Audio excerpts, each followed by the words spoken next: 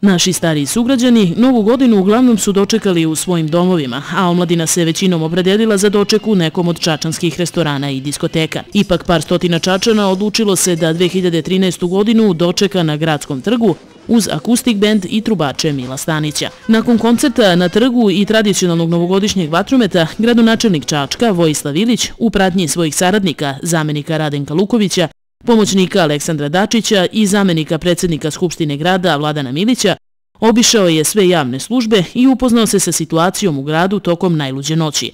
Gradsko rukovodstvo tom prilikom zahvalilo se dežurnim radnicima koji brinu o bezbednosti i zdravlju Čačana. Svim pripadnicima ovih službi gradonačelnik i saradnici čestitali su Novu godinu i pored ostalog poželjeli im da imaju što manje posla u 2013. godini. Inače, prva beba u našem gradu došla je na svet 1. januara u 7:55. Devojčicu je na svet donela Jelena Karaklajić. U Čačku tokom prvih dana 2013. godine nije bilo gužve, a ulice su bile gotovo puste. Većina mladih Čačana reprizu dočeka provela je u nekom od lokalnih kafića i restorana.